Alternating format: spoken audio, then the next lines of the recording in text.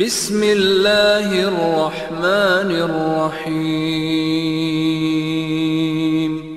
بسم اللہ الرحمن الرحیم۔ پچھلا سبق جو ہے حضرت خدیجہ رضی اللہ عنہا اللہ کے رسول صلی اللہ علیہ وسلم کی شادی یہاں تک جو ہے پہنچ گیا تھا واقعہ، تو اسی کا کچھ جو ہے یہ رہ گیا ہے۔ حضرت خدیجہ رضی اللہ عنہا نے جو ہے جب حالات سنے، اللہ کے رسول کو سفر پہ بھیجا نا، اللہ کے رسول کو جو ہے حضرت خدیجہ رضی اللہ عنہا نے تجارت کے لیے بھیجا، کیونکہ بزنس مین تھی، تجارت کیا کرتی ہے خدیجہ رضی اللہ عنہا، تو اپنا مال لے کر دوسرے آدمی کو جو ہے بھیجتی، تو جو نفع ہوتا اس میں سے جو پرسنٹ جو ہوتا وہ ان کو جو ہے سامنے والے کو دے دیا کرتی۔ اسی طرح یہ تلاش میں تھی کہ کوئی اچھا بزنس مین، کوئی اچھا پارٹنر اور کوئی اچھا جو ہے تاجر مجھے ملے جو میرا مال لے جا کر ملک شام بیچ کر آئے۔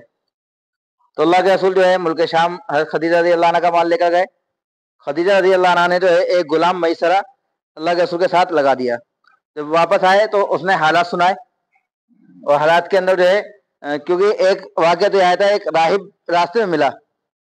اس نے تصدیق کری کہ آنے والے نبی ہیں، یہ جو آخری نبی ہیں، نبی جو آئیں گے وہ یہ نبی ہیں، تو میسرہ نے یہ بات بھی بتلائی۔ اسی طرح اللہ کے رسول صلی اللہ علیہ وسلم دھوپ میں چلتے تو فرشتے سایہ کر لیتے،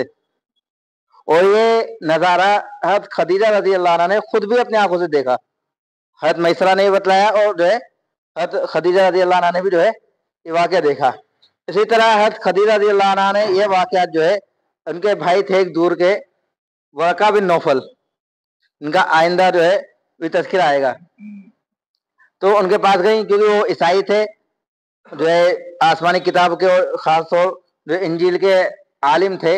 تو ان کے پاس گئیں، ان کے سامنے حالات رکھے، تو ورقہ بن نوفل نے بھی کہا کہ وہ شخص ہے جو نبی بننے والا ہے، جس کا ہم انتظار کر رہے ہیں،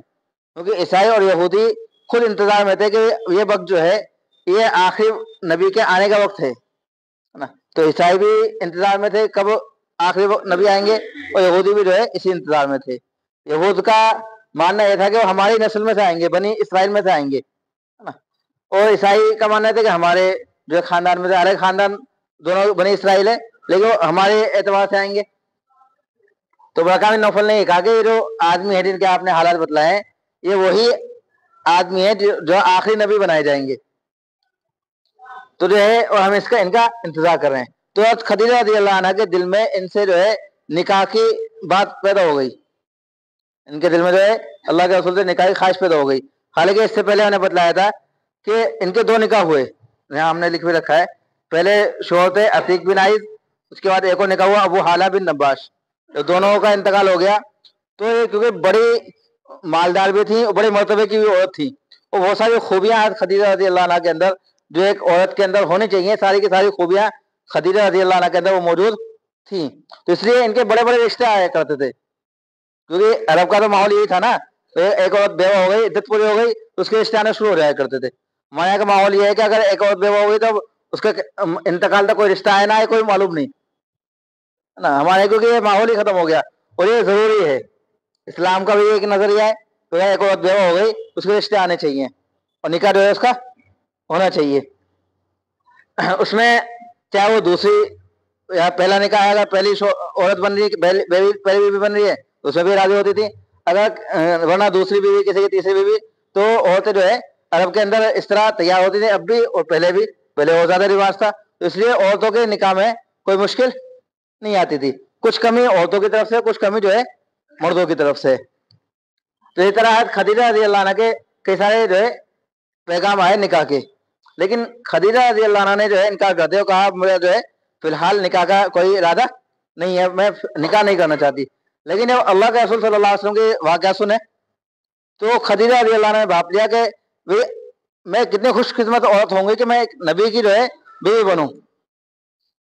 تو ان کے دل میں اور جو ہے خواہش جو ہے وہ جاگ گئی، تو اس لیے حضرت خدیجہ رضی اللہ عنہ نے جو ہے نکاح کا پیغام بھیجا،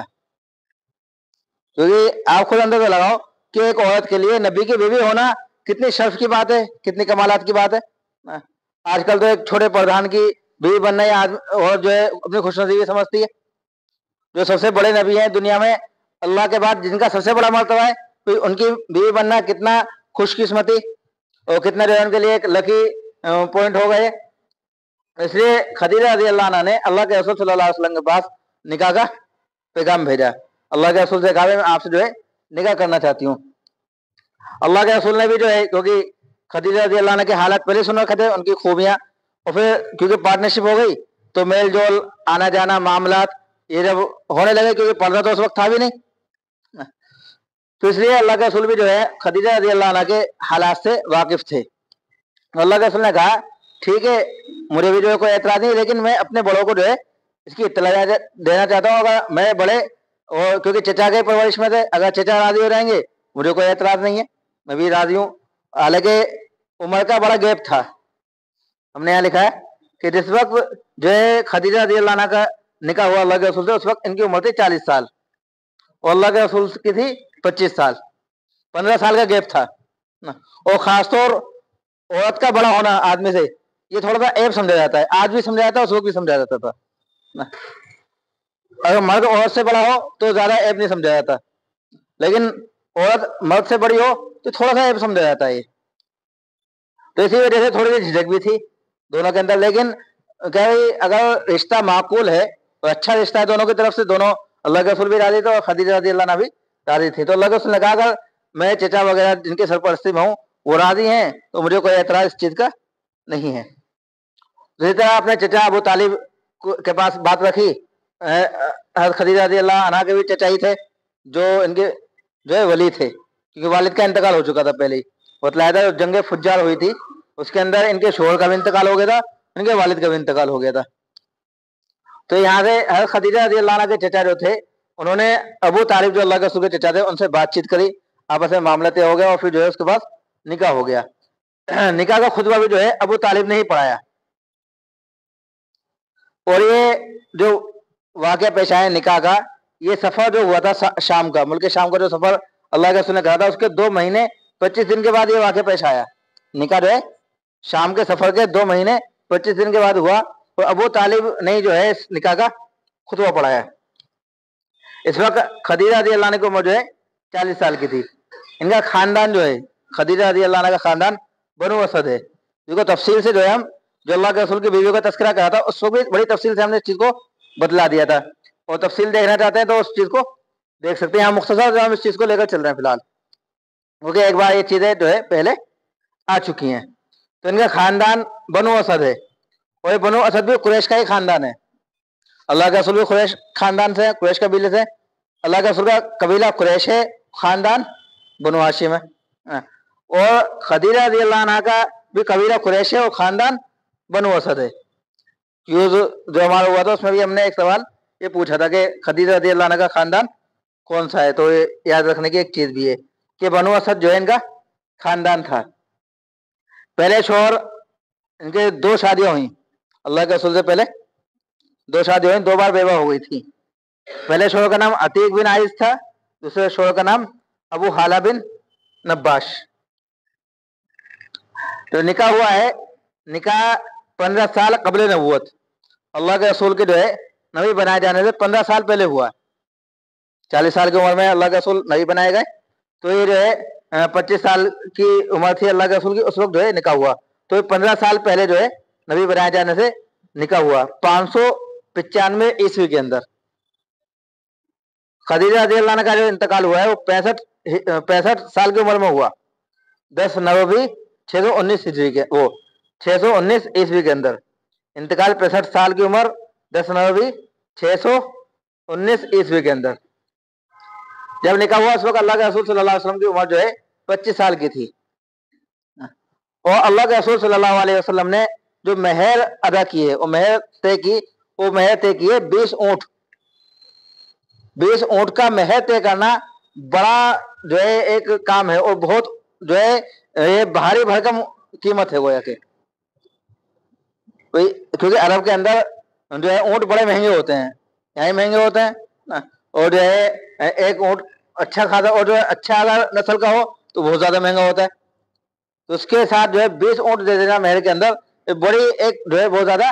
कीमत थी। तो अल्लाह के रसूल सल्लल्लाहु अलैहि वसल्लम 20 ऊंट जो तय करे मेहर के अंदर,